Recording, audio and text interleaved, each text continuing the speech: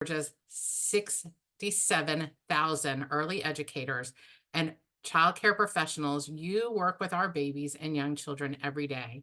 That means that you are our state's backbone and the ultimate authority on the current state of early childhood. No voice matters more than yours when advocating for policies critical to our success, like increased CAPS funding and fair wages. We, the 14 organizations who have joined together to produce this town hall, have heard you already. We've seen your hard work and your loving dedication to your students.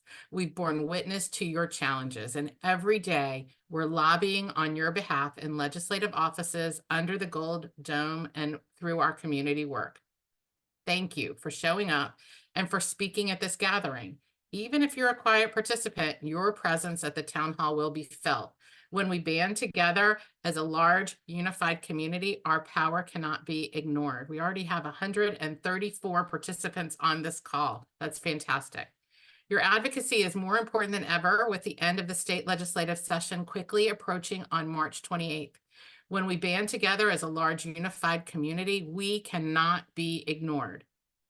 Quickly, I want to go over some technical issues. Since this is a webinar platform, the chat feature is limited. If you have specific questions, use the Q&A feature that you can find at the bottom of your screen, and you can also turn on transcriptions. I also want to thank Anna Magada, president of the Family Child Care Alliance of Georgia, for providing Spanish interpretations, and GEEARS staff member Dewan Barfield, who will be answering questions in the chat in Spanish. We will be doing 3 raffles today during the town hall, so I hope you'll stay for the whole event. And we are going to talk about the importance of advocacy, how you can advocate. We're going to provide you updates on the state legislative session and give you concrete ways to make your voice heard. So now I am so pleased to turn this over to Ellen Cochran from Quality Care for Children. Thank you, Mindy. It's great to have so many of our childcare providers and educators on the call today. One of the things that I will be doing as part of it is talking a little bit about what the current state of childcare is in Georgia.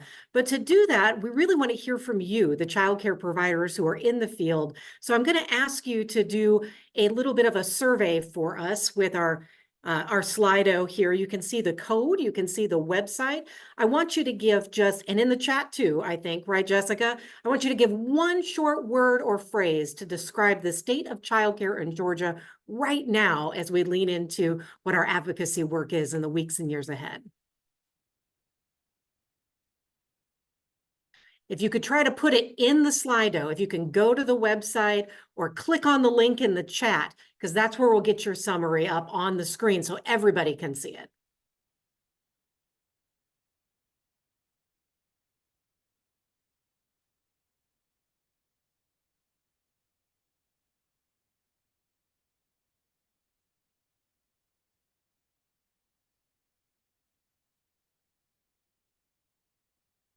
As folks start to fill out the survey, you start to see those words that are showing up larger, those words that are showing up in front of us today are ones that you have more than one of you. Many of you have raised up.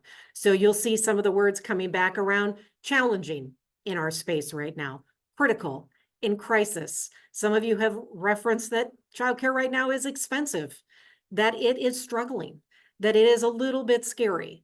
And so all of these things are true. You see a lot of comments on there about the current state of childcare as we look at sort of the weeks ahead as stabilization dollars come to an end, and we look at what the state of childcare looks like. So Jessica, do you want to go to the screen where we can talk a little bit about what we heard at QCC in the fall from childcare providers?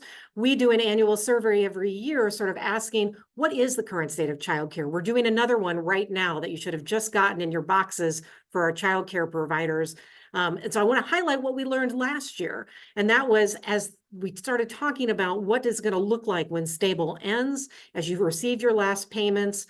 A quarter of those who responded, over 400 folks responded, a quarter of them said that they may have to close their programs. You see that over 80% anticipating having to raise tuition for families, and over 40% said they may have to cut teacher wages, which when you consider what the current state is right now, some of these things are holding true for a lot of folks as they think about what's next. And so I do want to encourage you to fill out our new survey so we know more about that.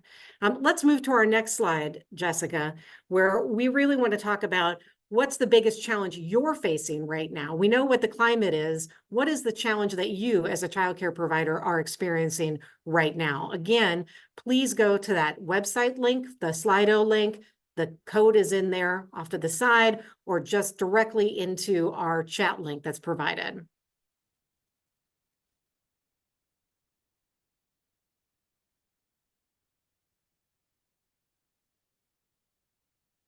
I think we all start to see a trend right now. Staffing, staffing, staffing, right? Folks are recognizing that we're having a hard time recruiting and retaining staff and childcare providers across the state.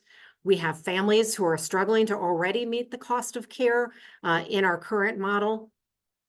And covering your own expenses. A lot of you have raised up to my team and others that this is a difficult time when it comes to trying to budget to cover expenses as we look at what the future holds.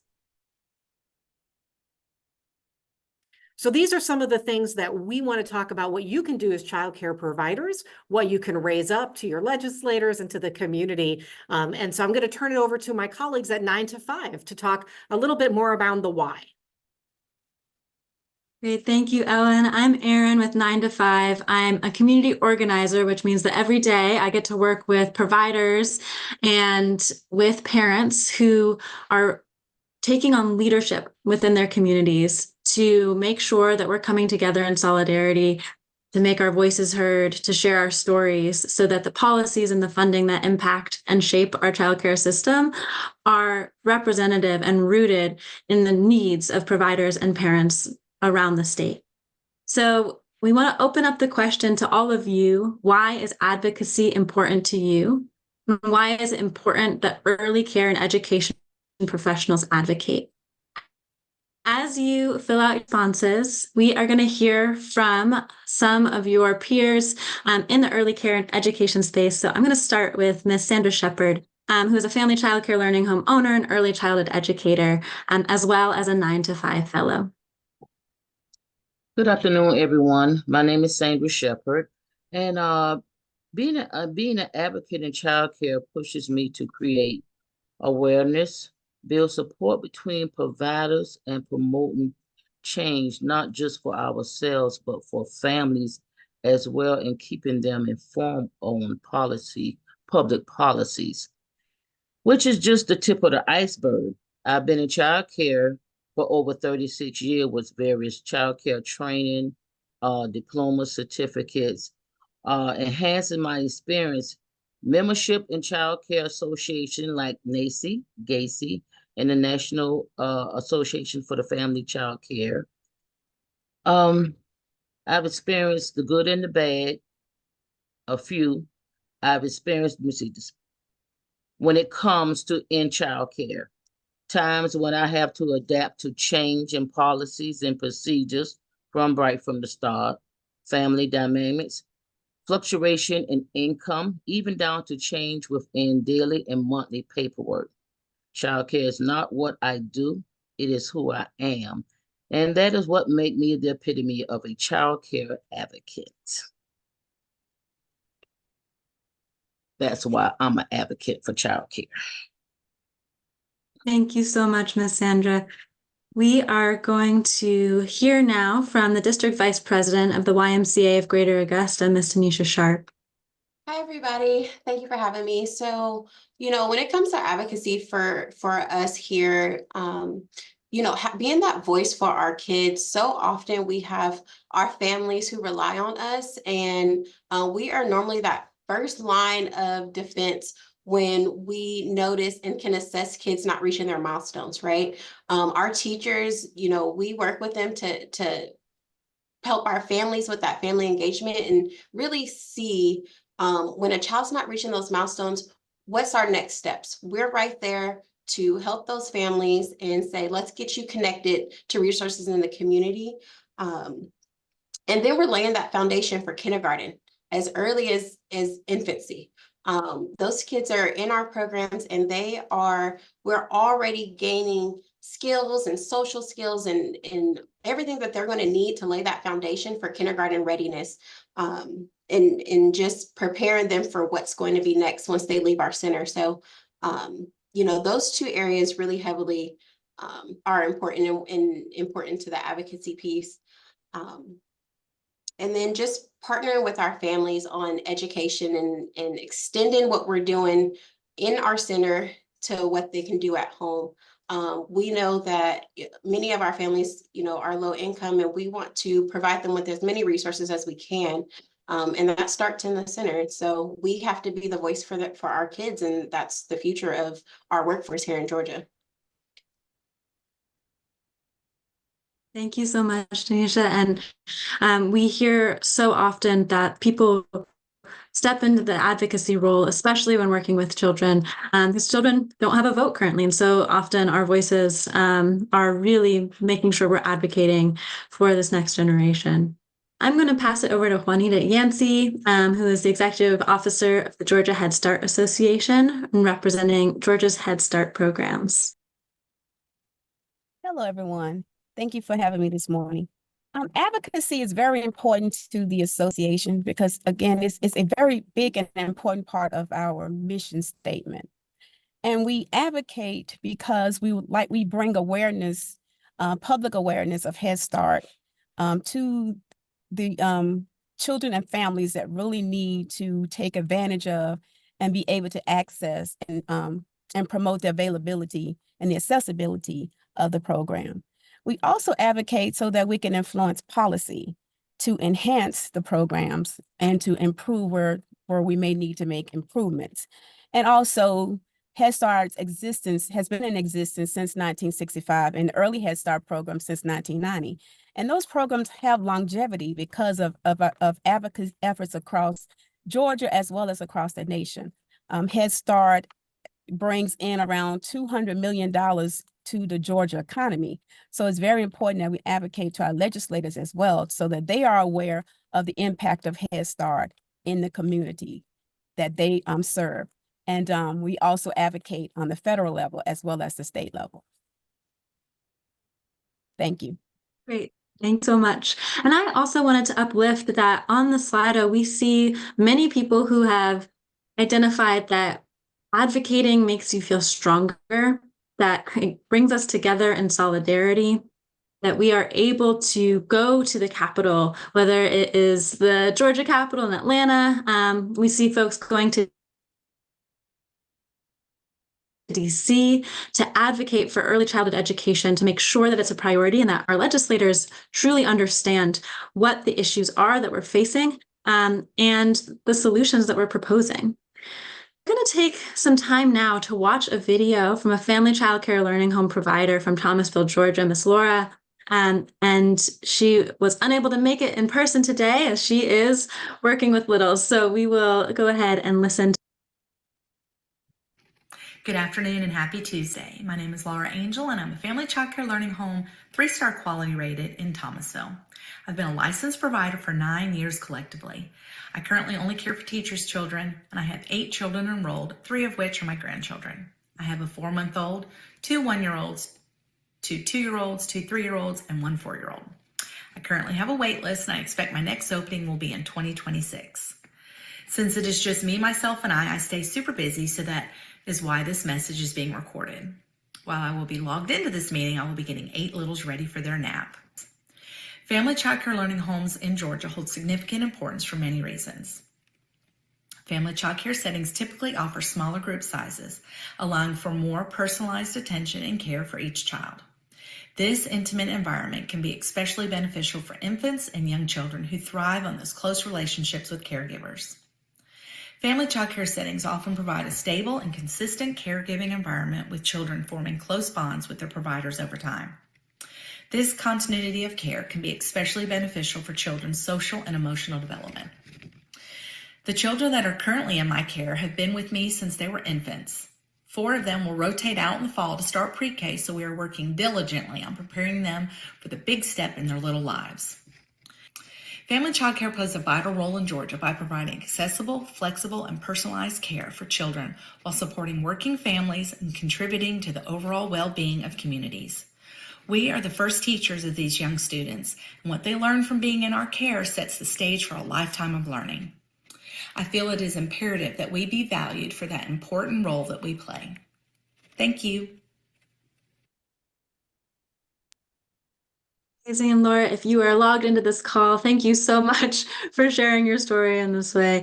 And I'm now going to pass it over to our partners at Caring Across Generations to continue to talk about advocacy and the impact that it has. Great. Thanks so much, Erin. Hi, everyone. I'm Kathy Mendez. I'm a policy associate at Caring Across Generations. We're a national campaign of family caregivers, care workers, disabled people, and aging adults working to expand care at every stage of life. And I wanted to speak briefly about some recent wins in the states showing that advocacy works and progress is being made in creating robust, comprehensive childcare and early learning systems. So for example, last year, Minnesota passed several historic pieces of legislation that totaled hundreds of millions of dollars in investments in a wide range of programs for children and families. And in New Mexico, they became the first state to create a permanent fund for their childcare through a ballot initiative passed in 2022 and has dedicated some of their $150 million in annual childcare and early learning funds to stabilize the gap that was left after federal relief funding ended. And progress has been made in the South too. Alabama approved the largest ever year-over-year increase in state funding for early care and education, around $42 million. And also in Louisiana, the legislature passed a budget with an increase of $44 million for its child care assistance program last year, which is the single largest investment in the program in over a decade. And then the governor further expanded the investment to more than $51 million using a line item veto. So compared to Georgia, where the current version of the budget includes only a $5 million investment in CAPS, the Child Care and Parent Services Program, at a time when Georgia is facing a $173 million gap from the end of federal relief funding. These wins in other states are the results of advocacy and what's possible when we all come together to demand a bigger piece of the pie. And so while we have a long way to go in creating childcare and early learning system that truly prioritizes care and supports family economic security and well-being, Georgians are not alone in this fight. And this progress shows that change is within our grasp, and it's happened before, and it can happen again. So now I will announce a raffle winner. So the winner is Andre King. Congrats, Andre King. You are the raffle winner. And I will hand it back to Ellen, I believe.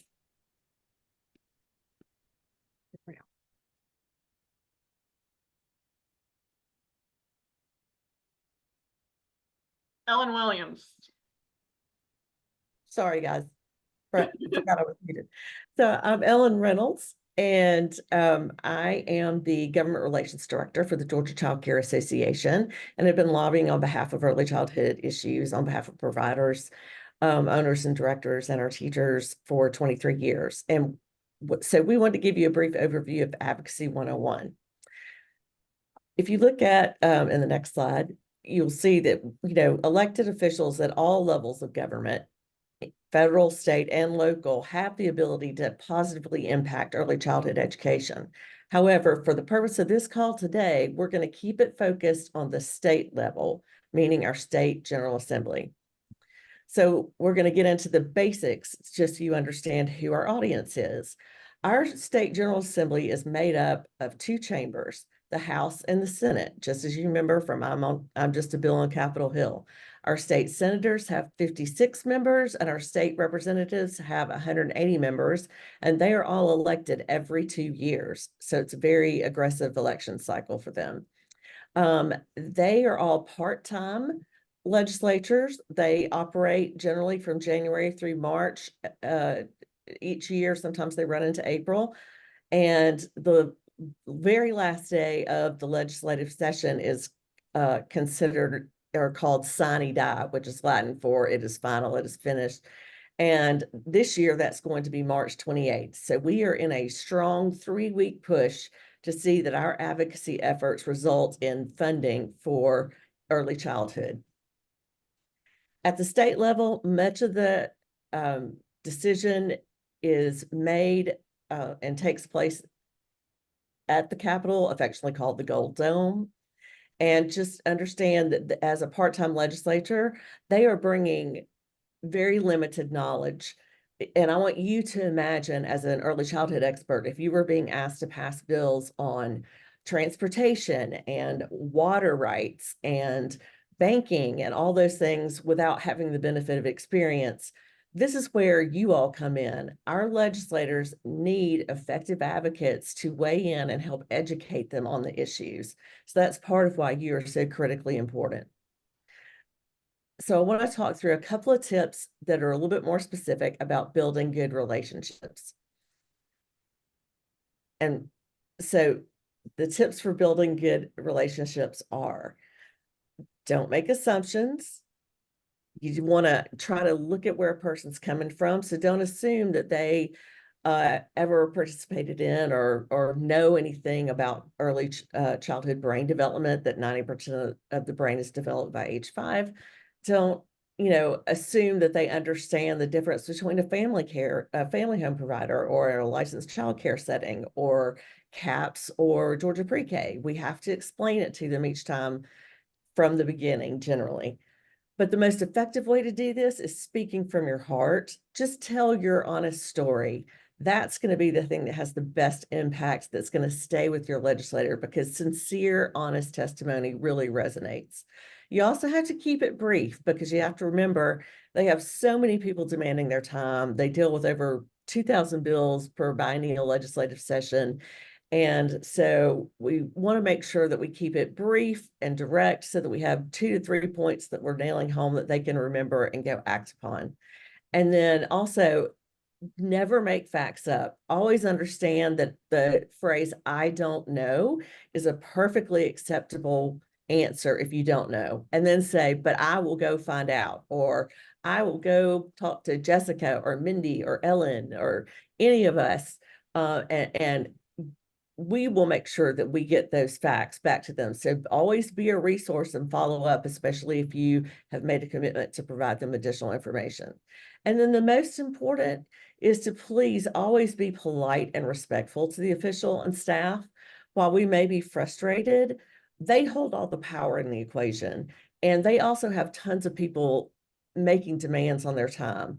And I can tell you, I have seen instances where people have not been polite and respectful and have seen their funding cut. So with that, I think that's a few effective tips for advocacy. We're so excited to have you here today. And with that, I'm turning it over to Ife Finch Floyd from the Georgia Budget and Policy Institute.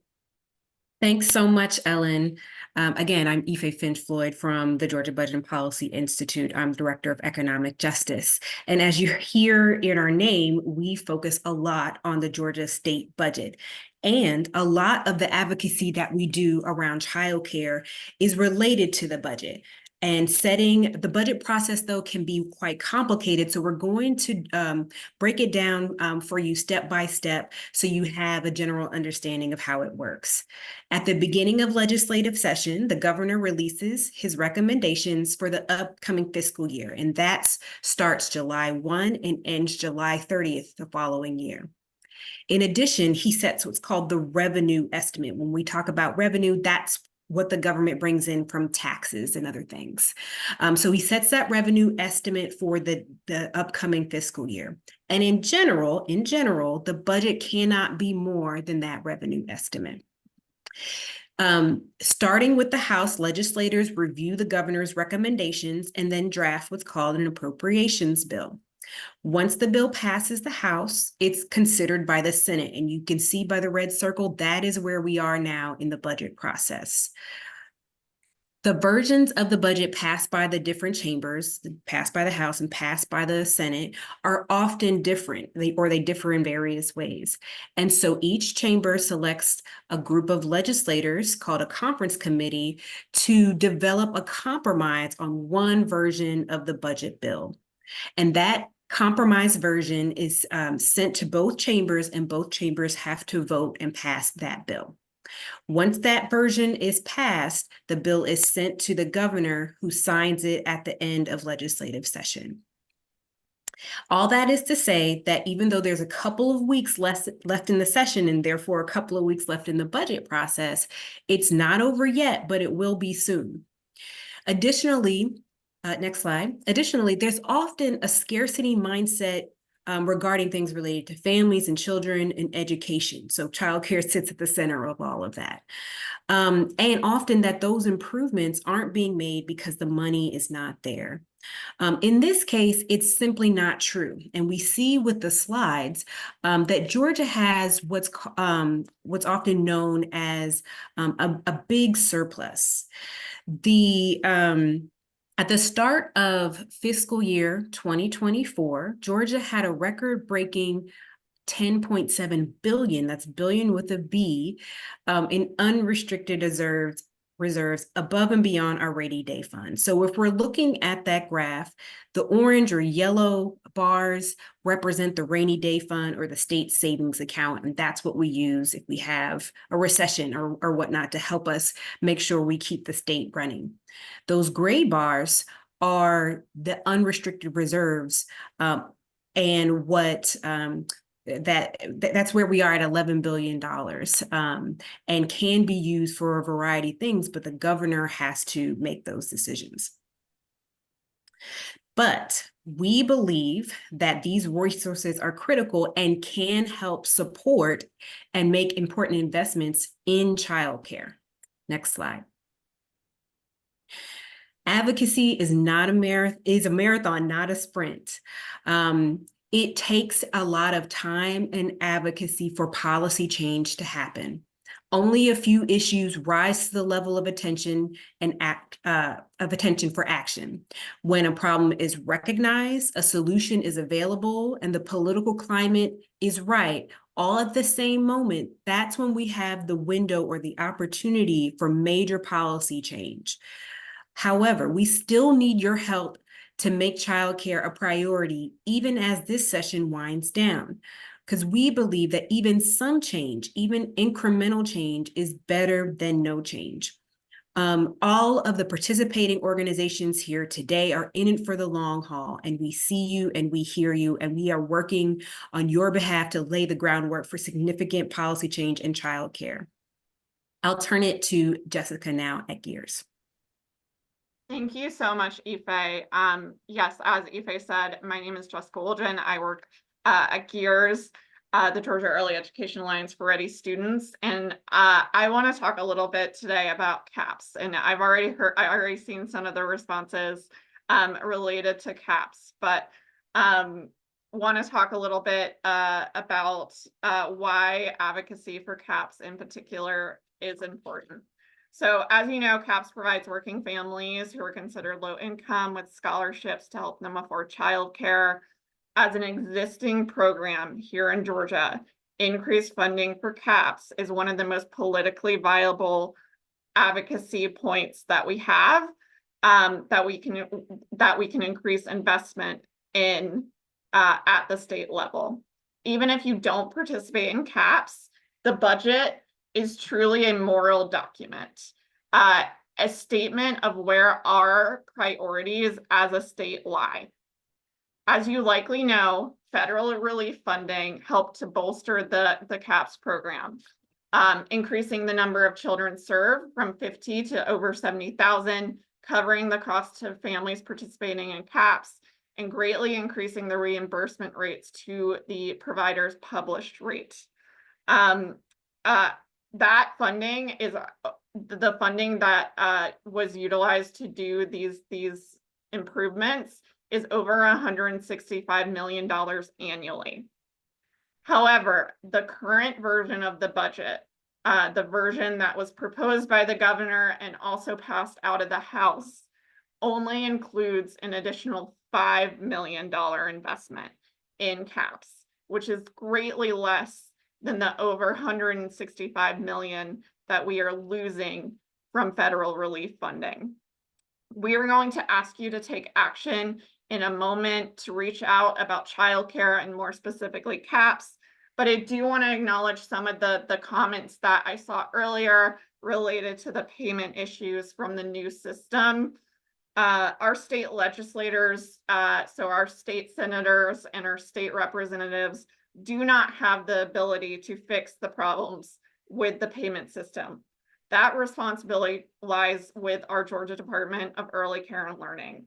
However, our state legislators can and should ensure that CAPS is adequately funded, which could help address many of the problems within the system, such as reimbursement rates that without additional funding would go back to the 25th percentile, and also things like staffing shortages at the Department of Early Care and Learning. Quite frankly, legislators often don't want to fund something that they don't see as working. We very much, everyone on this call, reaffirms our collective commitment to advocating to DeKalb to fix the payment issues. We know how much of a problem it is. We have heard you and we have seen you. But at the same time, we need to tell our legislators that we need additional investment in CAPS.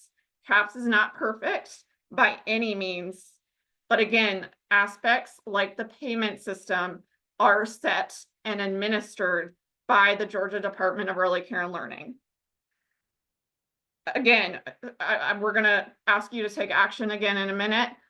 If you have problems with the CAPS payment system, my colleague is going to put the link to contact DeKalb, which I know many of you have done many times.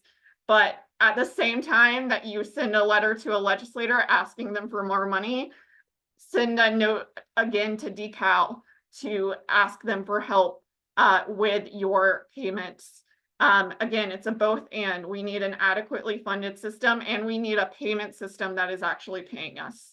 And with that, I'm going to turn it over to Dr. Bisa Lewis at the Black Child Development Institute to talk more about how we are going to ask you to take action today. Thank you, Jessica. Hello, everyone. Bisa Lewis. I love to be president of Black Child Development Institute of Atlanta. We focus on early care and education, literacy, and family engagement, making sure that children with the greatest needs are met. It is time to take action. So Jessica laid the foundation for us, and we need to know every additional dollar that goes to early childhood education is an investment in our country's recovery and its future. So the link in the chat, it makes it so easy for you to just go directly to contact your elected officials by putting in your address.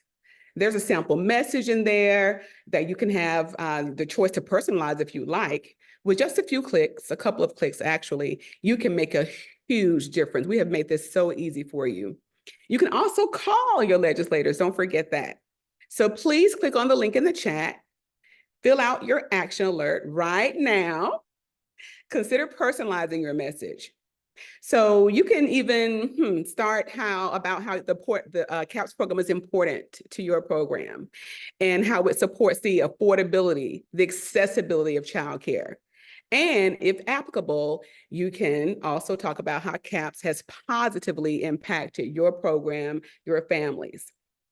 You can also consider how the end of improvements made through relief, such as increased reimbursement rates, the number of children served, how it will impact the families in your program, and including whether or not you accept CAPS or not would be great. So go to the link in the chat. I'm going to stop talking and just give you a few minutes to fill out this action alert. This is the most important part of this webinar today. So please feel free also to ask questions using the Q&A chat feature. And then we're going to do a second raffle. So we're pausing so that you can complete the action. Click on the link in the chat.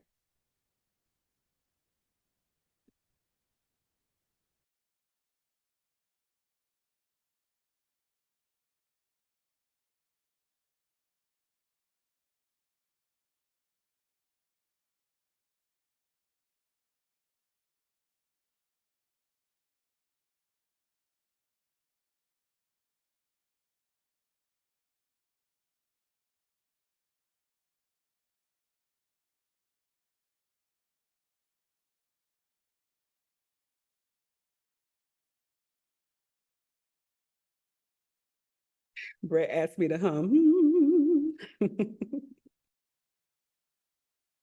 Love our early educators.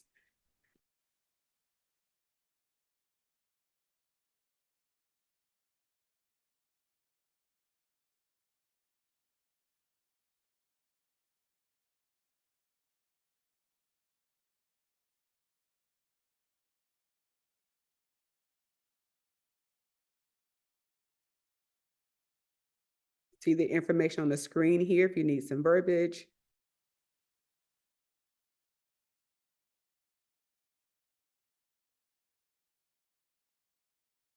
How about you all let us know in the chat when you're done? You can give us a thumbs up, you can say done, a check mark, your choice. Let us know when you're done and we'll continue because we have another raffle with a $50 gift card.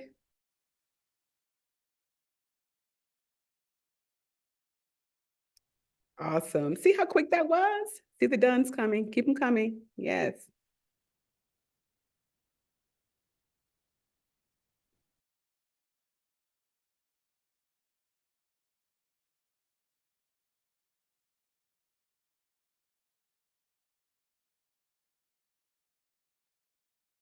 Thank you all for making sure your voice is heard. Yours is the most important because you work with children every single day or you support those who do.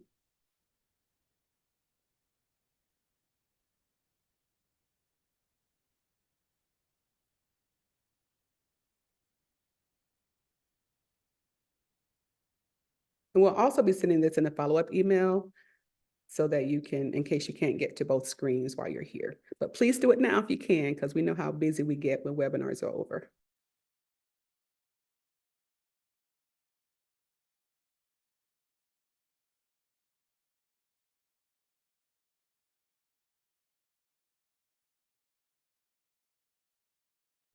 All righty, it is time for our next giveaway, which is another $50 gift card that you can use for many different brands. It's a Visa. So the winner is Yvonne Reeves.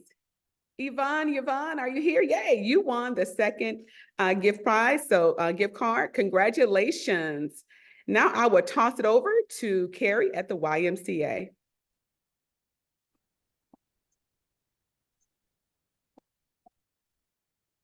All right.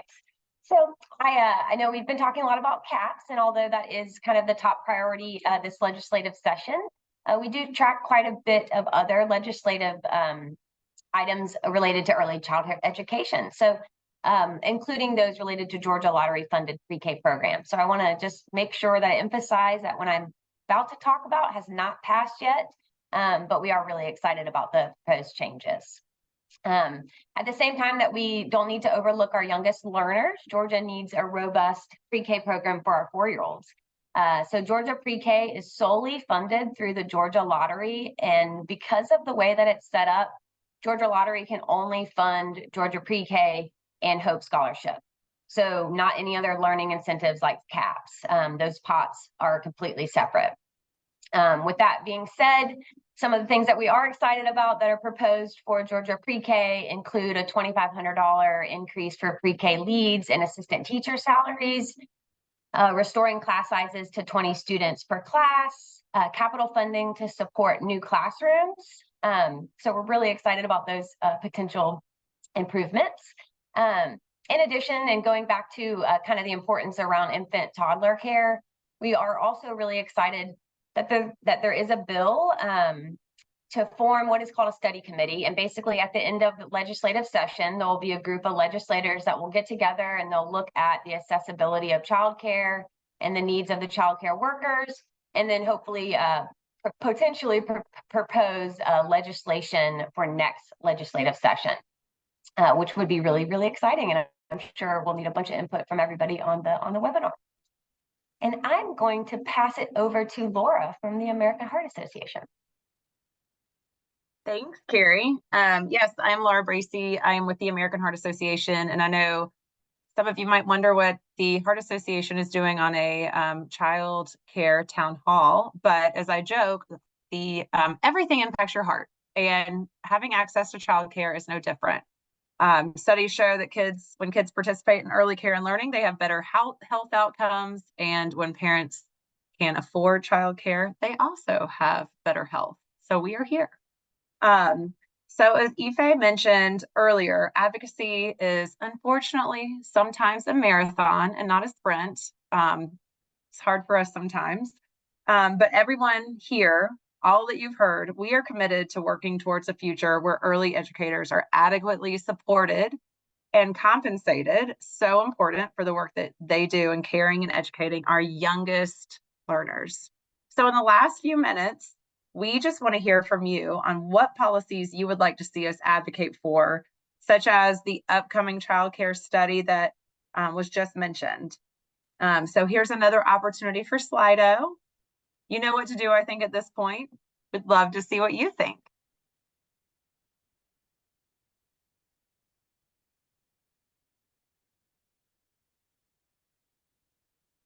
Lots of typing. What do you guys think? Funding. Yes, we are on it. Lower adult-child ratios at licensing level, childcare and higher wages, more funding for childcare, inclusion, supply grants, funding. Okay, and so it looks like we are definitely all on the same page for advocating for funding and a better teacher pay. All right, we'll give you a couple more minutes.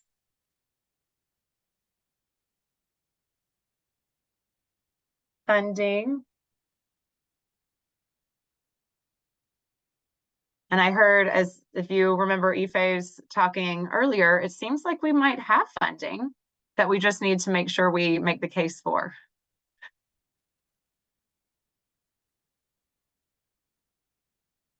I'm reading a couple of these. Family providers to be able to keep more kids and not have to become a center. Ratio. All right, thank you so much for your input. We are definitely going to be looking at these and making sure they're a part of what we do. And now I am going to turn it over to Bridget Willis with the Georgia Association for the Education of Young Children.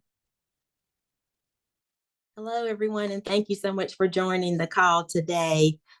We want to thank the organizations hosting the call that want to create as many opportunities as possible for you to share your story with state leaders. Your stories, whether as a childcare provider, teacher, or a parent, are critical to increasing investment in our childcare system. As such, we have a little homework for you.